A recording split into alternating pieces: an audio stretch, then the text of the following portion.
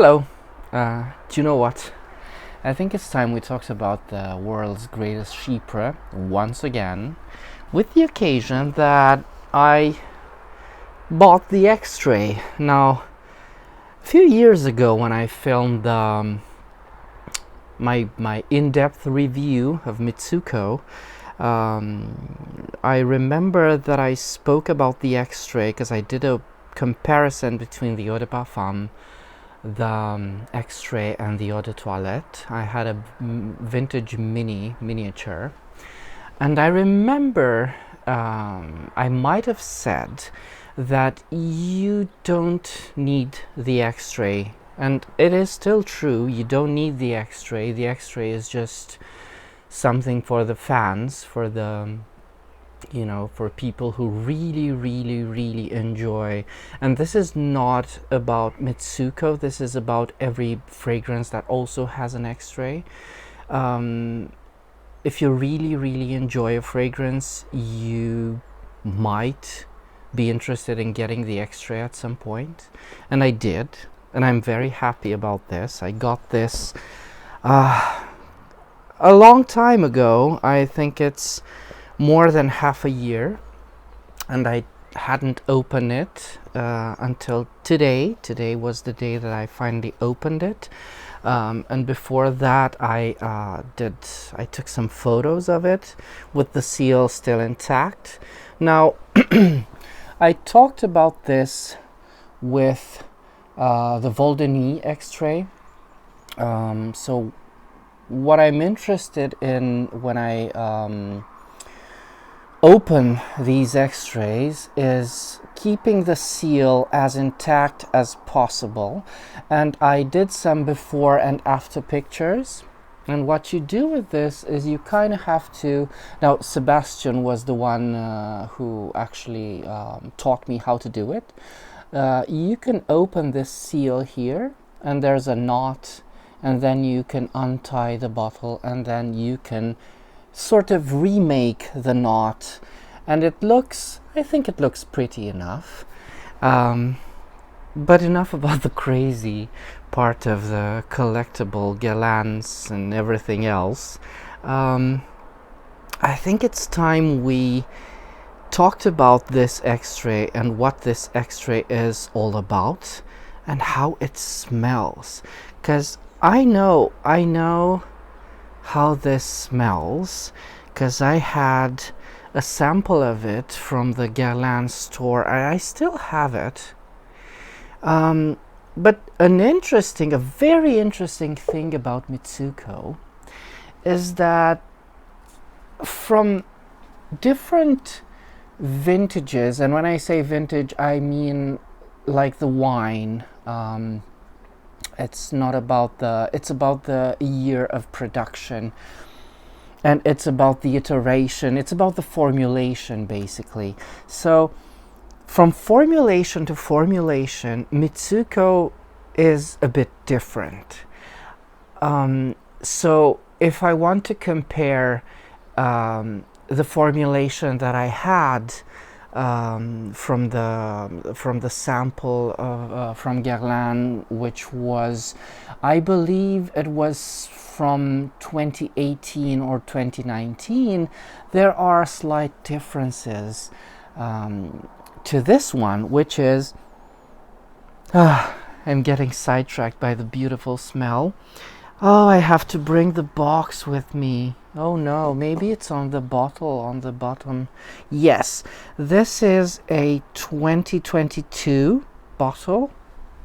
So it's a 2022 formulation. And there are some differences. Of course, I couldn't, if I wanted to, I couldn't go in depth to tell you all the differences between them. And when I say differences, I'm not talking about something bad. I'm not saying one formulation is better than the other, but there are slight differences you should be aware of.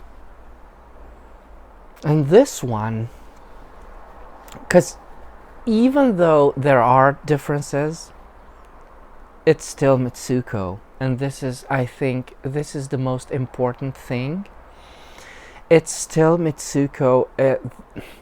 It doesn't really matter, right? I mean, it doesn't matter to me at all.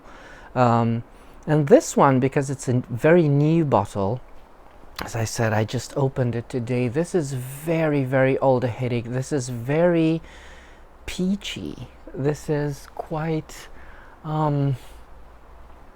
fresh and green. And I think I said this in the video, in my earlier video, older video from 2 years ago, probably more. There's a very interesting thing about the X-ray and what it does, that you're kind of expecting it, because it's the X-ray, you're kind of expecting it to go a bit more towards the base, and it does, only the journey takes a lot longer for it to get there. So what you get when you smell the X-ray is a very green, a very fresh Mitsouko, not unlike what you get when you smell the EDP. Quite different from the EDT, by the way, because I have to confess, I did order just these days, 1 day ago, I did order the EDT and the EDP in the most recent formulation, with the label changed, with the changed label from the collection of Les Légendaires, because I was in a Sephora sometime this year, and I smelled the EDT and I loved it. I love the current formulation of the EDT. It's so green, and we will definitely talk about that when the time comes, when that package arrives. What I have here is an EDP bottle. It's an older bottle, but not so old. It's older than Les Légendaires. And this is a 2019 bottle. So as I told you, it's not very old. It's the formulation just before they changed the whole bottles, the entire collection. They transformed it into this type of bottle with the change of label. And this is a very good formulation as well for the EDP. I don't know if I talked about this. I don't know. It's quite different. So, now I'm talking about the EDP. I'm going to let this X-ray settle for a bit. The EDP is also very interesting when it comes to different formulations.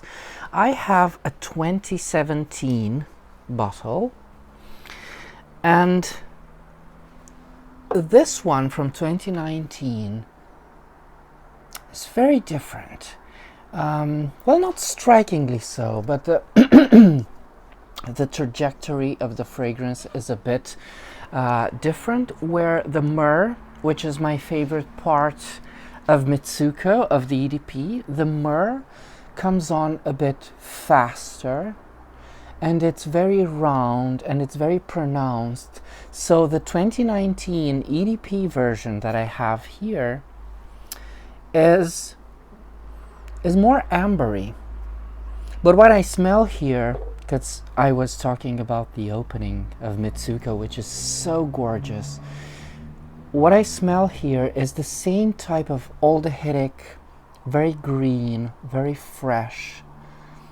It's that Mitsouko olfactory imprint that's so special, and it's all about that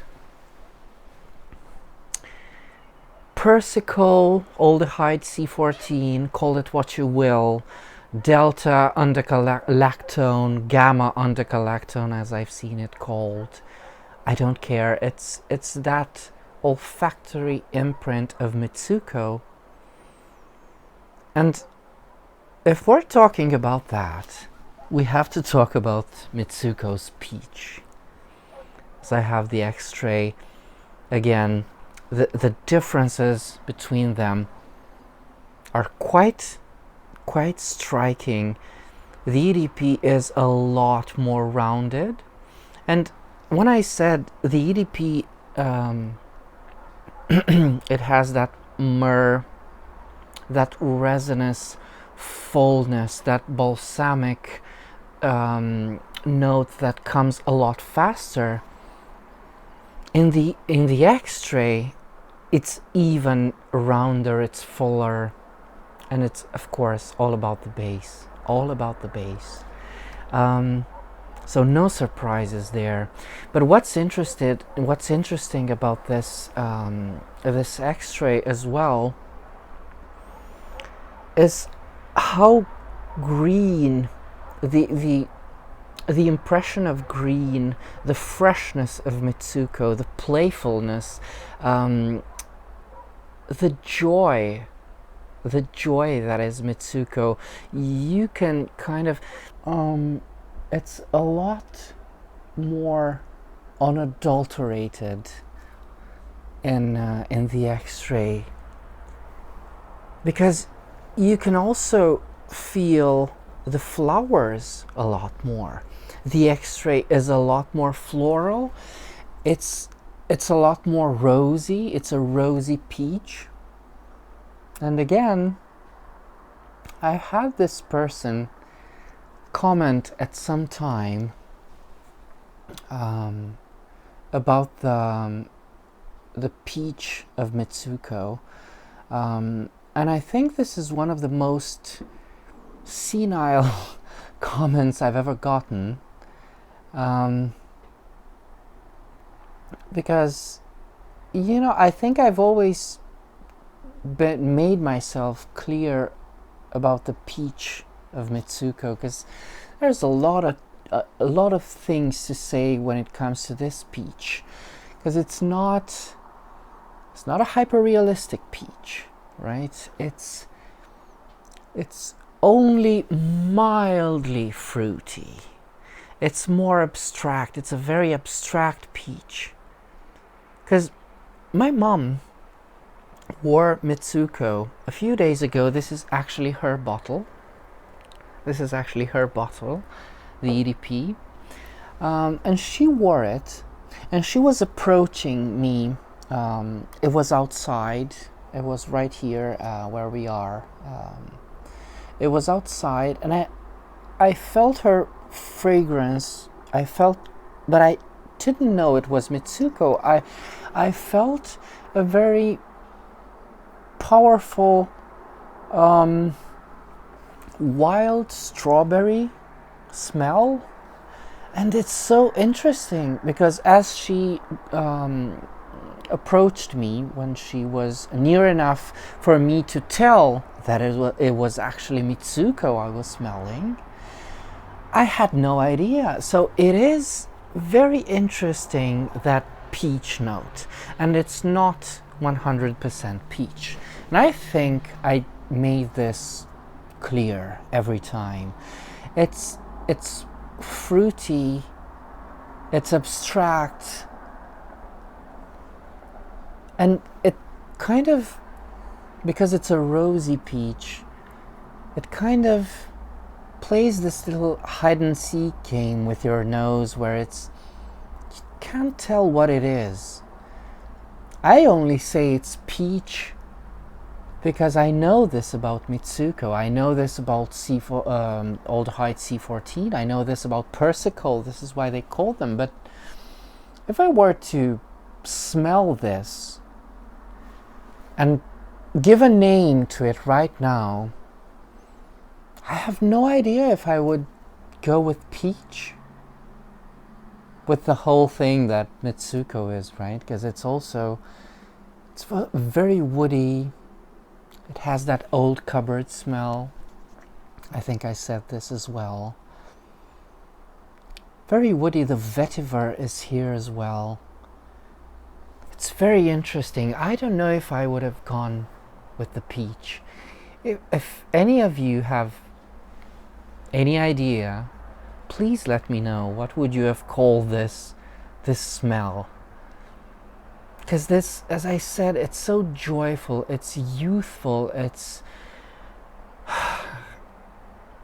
I know the inspiration behind this.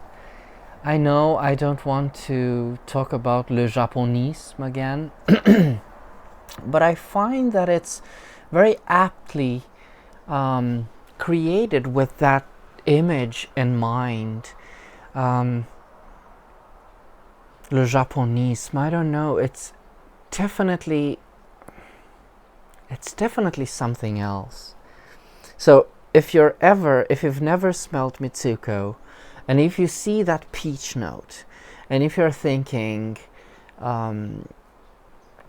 you'll smell like peaches while wearing Mitsouko, well, think again. Think again, because it's not hyper-realistic peach. It's not like peach as we might understand it today. I think the most hyper-realistic fruity fragrance that I have is Zerjoff Cruz del Sur, the second one, Cruz del Sur 2, and that's a hyper-realistic mango with milk. And it's interesting, I bring it up because it's a lactonic smell, and Mitsouko is quite lactonic without it being milky, if that makes sense. Because Mitsouko has this enveloping soft smell. It's milky peach, but it's not terribly milky, right? It's not, again, it's very, very abstract. But when I smell Cruz del Sur, or when I wear Cruz del Sur 2, that's a hyper-realistic mango. It has nothing to do with that level of fruitiness. This is turn of the century, abstract, beautiful fragrance. I think that I'm not going to say something extremely out there, but it's not called a masterpiece for no reason.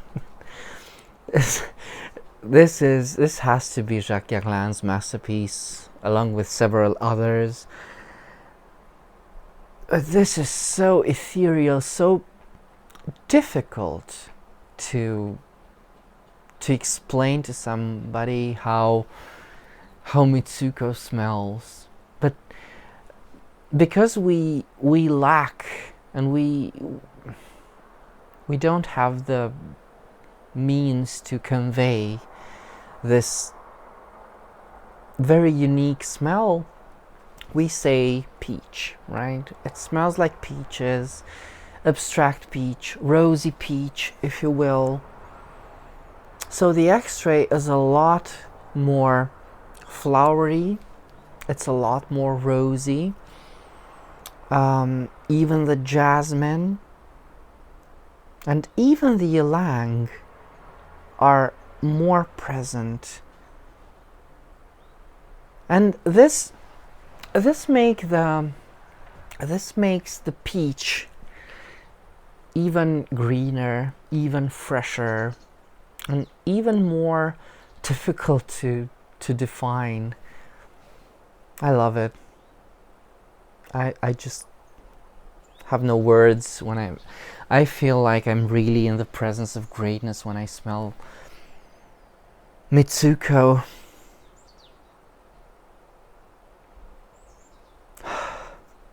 And this is the EDP. It is such, yes, there's such a difference when you change between the two. Such a difference. And I think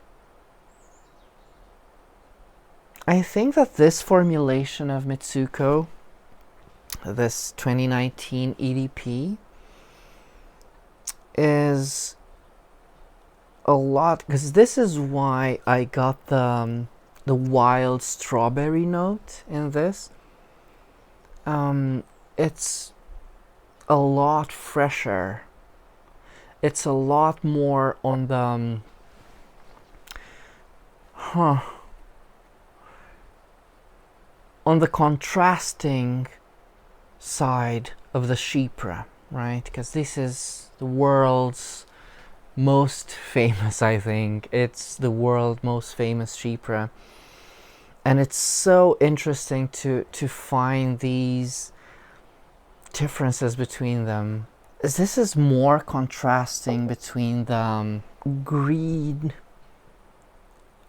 fruity, floral parts and the resins. This Mitsouko is a lot more disjointed, and I'm not saying this in a bad way. It's just that you can pull this EDP apart, I think, a lot easier. But with the Extrait,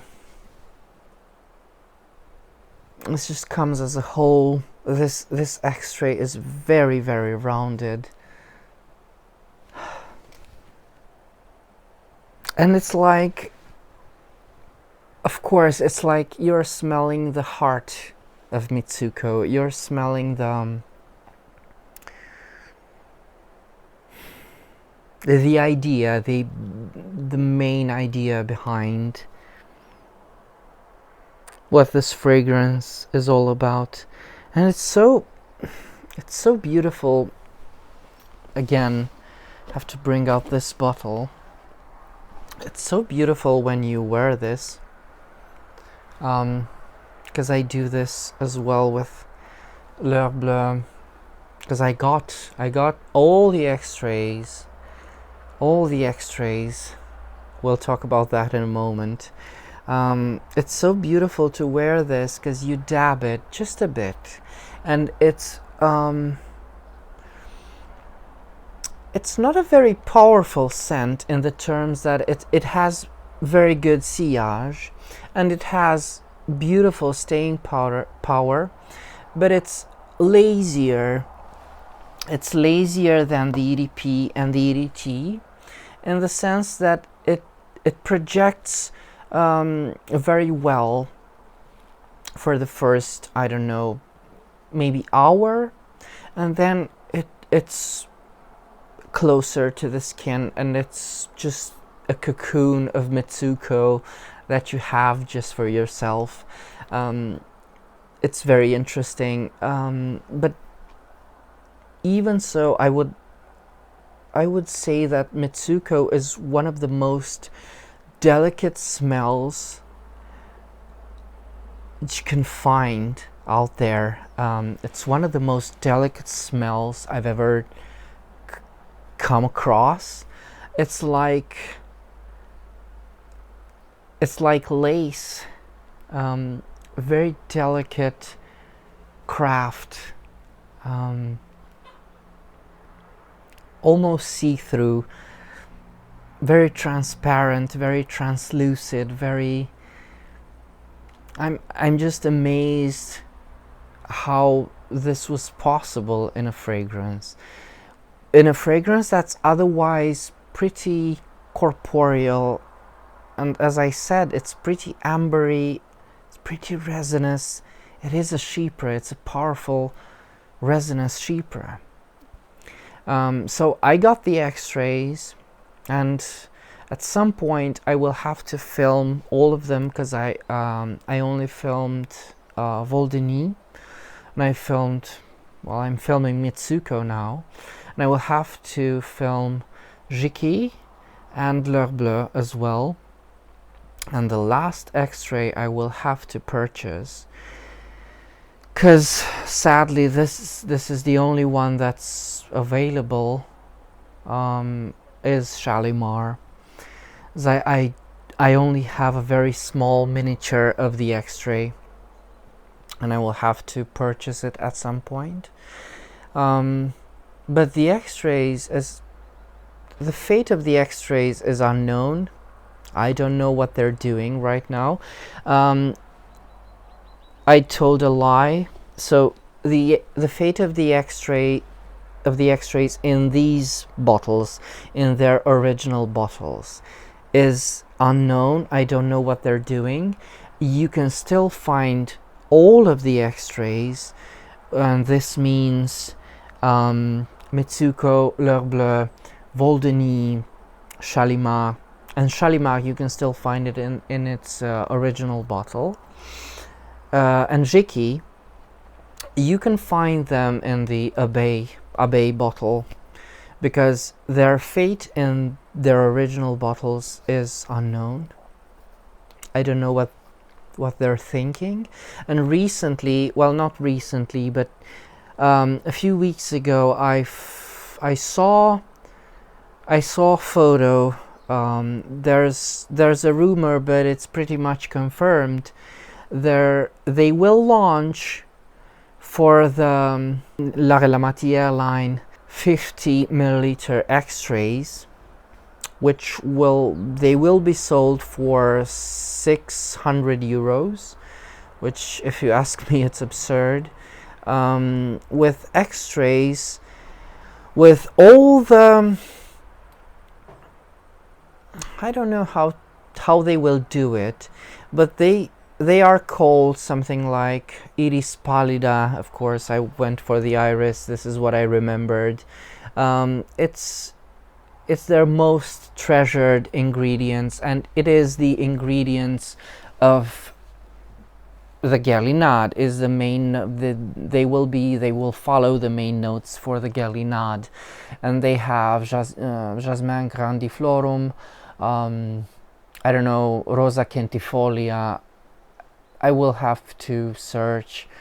It's very interesting, but the prices are insane, because these extraits, this beautiful historic bottle, they were sold for 300 euros, which is a lot. But when you compare, and for 30 milliliters, but when you compare this to the prices that they have now, it's a steal, because you're getting a piece of history. I mean, the new extraits, they might smell divine for all I know. I hope I will be able to smell them. I will definitely, I don't think I will ever afford them. The 600 euros is a bit much.